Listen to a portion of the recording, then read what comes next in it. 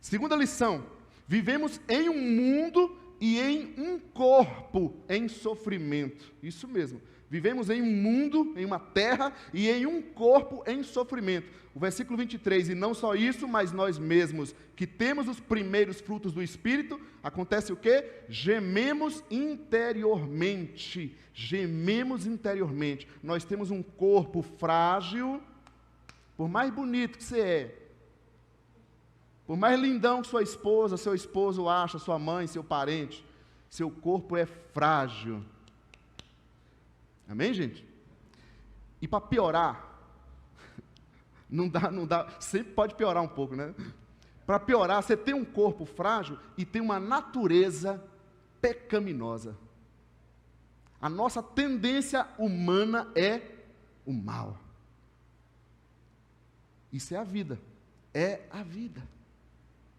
Vivemos em um mundo e em um corpo em sofrimento. Tá, e a terra? Se eu não estou falando do corpo, e a terra? Nós não lemos, mas eu vou colocar aqui, eu falei que a criação geme. Versículo 20, tem projetado aqui, diz assim, olha a situação da terra. Vamos ver primeiro a terra, depois a gente volta a falar de nós.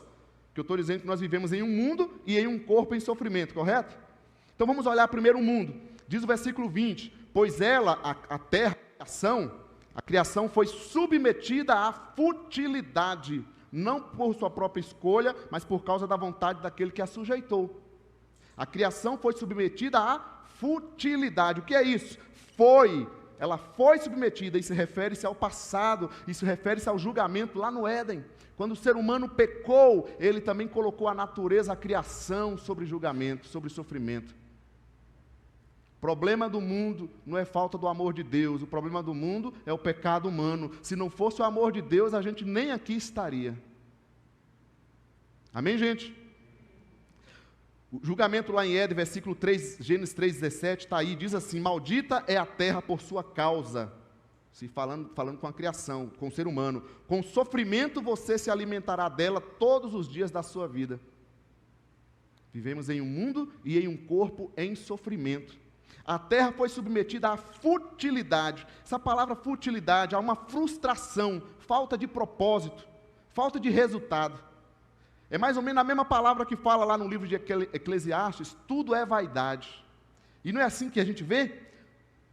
Uma terra linda, maravilhosa, mas tem uma sementinha do pecado que tirou ela do seu propósito original. E a gente não entende como a pessoa está lá passeando lá pediu um lugar lá em Minas que teve, aí cai aquela rocha. É isso, a terra foi submetida à futilidade. Ela não é completa, ela não está completa. E por causa do quê? Por causa da vontade, diz o versículo, daquele que a sujeitou. Não foi o diabo, não foi Adão, mas foi o julgamento de Deus sobre o pecado humano.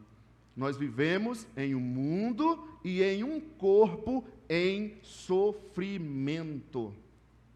Não tem jeito isso. Aí o versículo 21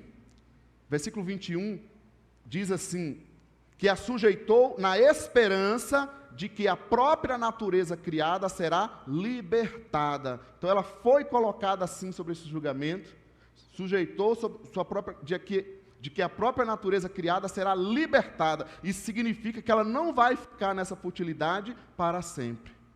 Assim como nós também não vamos ficar. Mas essa é a realidade da vida humana. E ainda diz mais o versículo 21, a própria natureza criada será libertada da escravidão, da decadência em que se encontra para a gloriosa liberdade dos filhos de Deus. Como assim? A escravidão da decadência. Isso significa duas coisas. Em primeiro lugar, que a terra está se decompondo, não é assim? Não tem jeito. Em segundo lugar, que ela está num círculo.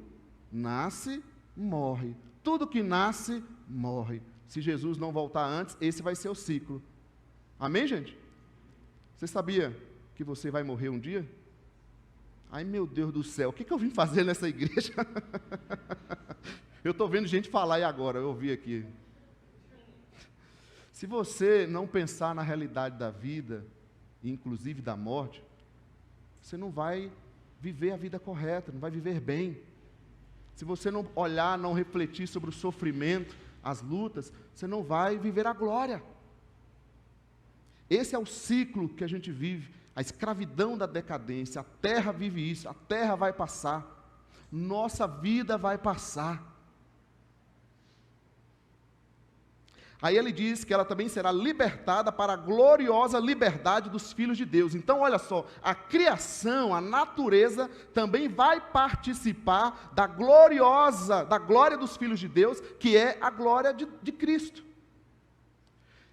Isso nos leva a pensar o quê? E a repensar que ser cristão é também repensar a nossa atitude com a criação. Não, eu sou um crente muito espiritual, oro, faço isso, faço aquilo, mas eu não cuido da natureza. Então, a ecologia é um desafio nosso. Os cristãos, ou aqueles que temem a Deus, deveriam ser os primeiros a se preocupar com a criação. Porque a gente está lendo aqui que a natureza, a criação, né, como um todo, a criação de Deus, será libertada para a gloriosa liberdade dos filhos de Deus. E aí você assiste coisas, animais batendo em cachorrinhos, né? Você vê cada coisa, você vê animais batendo em cachorrinhos, entenderam? Tem uns seres humanos que assim, a gente mudou, né? São animais batendo nos bichinhos. Nós temos que repensar isso, gente. Olha a situação da criação da terra. Esse é o mundo que nós vivemos. Então, você quer dar um mundo melhor para os seus filhos, para os seus netos? Como nós estamos lutando pelas causas também da natureza, da criação. Estão comigo aí, hein, gente? E o versículo 22 fala mais da natureza, da criação. Sabemos que toda a natureza criada geme até agora como em dores de parto. Olha que interessante. A natureza criada geme até agora. Quem já é mãe, né, já sabe como é que é aquelas dores de parto, né? Mas aquela dor aconteceu que ela gerou algo muito bom, não foi? Que é o seu filho e a sua filha. É exatamente isso que o texto está dizendo. A natureza está assim, gemendo como em dores de parto. Mas essa vida, esse mundo de sofrimento que a gente vive, como em dores de parto, vai gerar um novo mundo, uma nova terra perfeita e gloriosa para a gente viver. Mas até então é um mundo em sofrimento. Continuando. E nós, vamos voltar para nós agora. Eu falei lá no versículo 23, gememos interiormente, um corpo frágil e uma natureza humana pecaminosa. Vamos olhar nesse mesmo texto de Romanos 8, versículo 18 lá, versículo 6 lá atrás, está projetado aí. Olha só o que fala de nós, do nosso corpo, de nós seres humanos. A mentalidade da carne, da nossa natureza carnal, é morte. Mas a mentalidade do Espírito é vida e paz. Olha que coisa que a gente vive, que duelo que a gente vive. Você tem o Espírito Santo em você, mas a gente tem também a nossa natureza carnal, a nossa natureza humana. A nossa natureza é morte. A natureza do Espírito em nós é vida e paz. A mentalidade da carne é inimiga de Deus, porque não se submete à lei de Deus, nem pode fazê-lo. Quem é dominado pela carne, pela sua natureza, não pode agradar a Deus. Vivemos em um corpo frágil, um corpo em sofrimento, que tem uma natureza dentro de nós, que diz aqui que ela é inimiga de Deus. Você pode mudar a roupa, pode mudar de religião, pode fazer um monte de coisa, se não converter verdadeiramente, recebeu a natureza espiritual, o Espírito Santo, nós não conseguimos agradar a Deus, porque a nossa própria natureza, a natureza humana, carnal, ela é inimiga de Deus, ela não pode agradar a Deus. Correto, gente?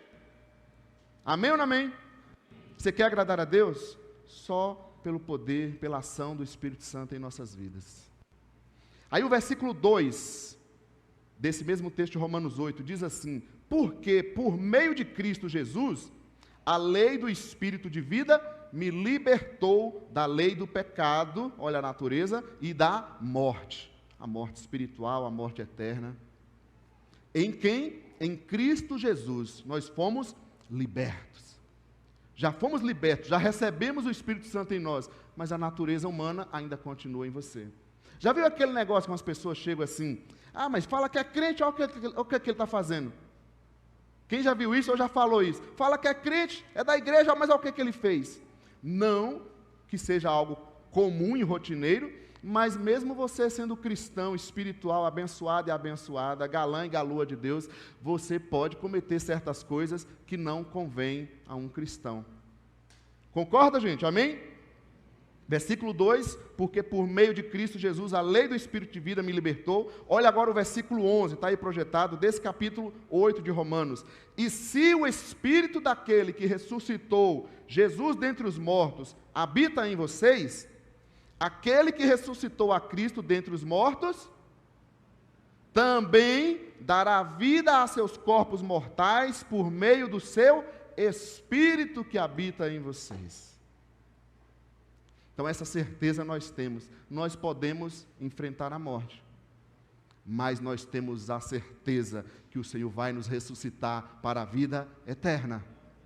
Nós podemos enfrentar lutas, sofrimentos nessa terra, mas nós temos a certeza que ou aqui, ou na sua eternidade, Ele vai garantir a vitória para as nossas vidas. Então, essa é a realidade que a gente vê. Vivemos em um mundo e em um corpo em sofrimento.